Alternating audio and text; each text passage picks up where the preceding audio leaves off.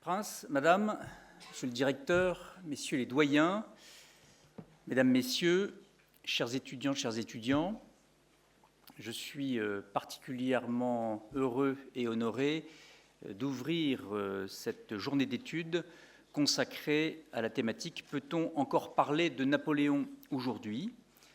Cette séance de travail commun devant les étudiants, devant les amis de l'ICES, est particulièrement emblématique de ce que nous sommes heureux de réaliser en partenariat avec la Fondation Napoléon, dans le cadre de notre cher Napoléon.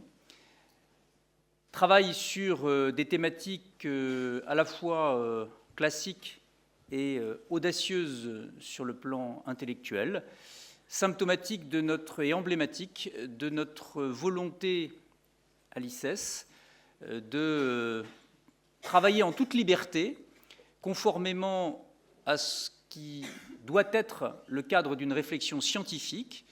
Comme vous le savez, il y a de moins en moins de lieux dans lesquels il est possible de traiter librement un certain nombre de sujets sans être immédiatement écrasé par le poids d'une pensée convenue. Et c'est donc bien à cette liberté intellectuelle que je convie l'ensemble des participants de cette séance d'aujourd'hui. Et je laisse la parole à M. Masséna, président de la Fondation Napoléon. Merci beaucoup.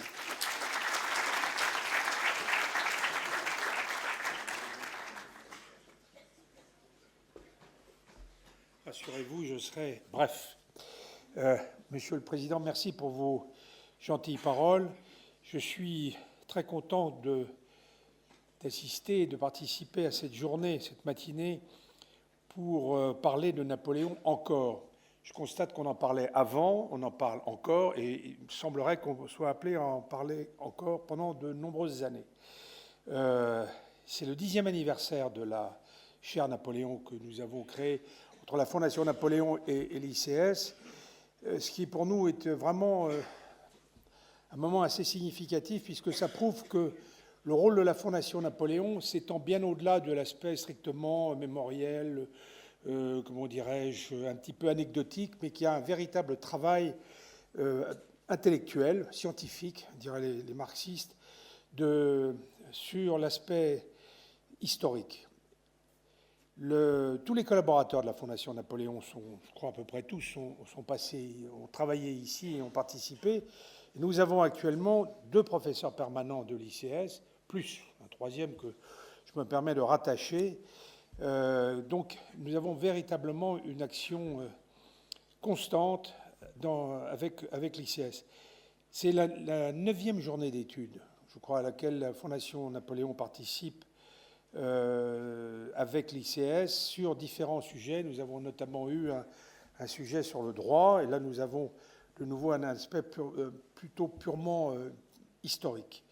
Vous avez également probablement vu que nous avons un programme jeune que nous mettons en œuvre et qui sera très intéressant puisqu'il a vocation à s'intéresser à l'ensemble des niveaux scolaires sur l'enseignement de la période napoléonienne et de l'œuvre des Napoléons. D'ailleurs, n'oublions pas Napoléon III.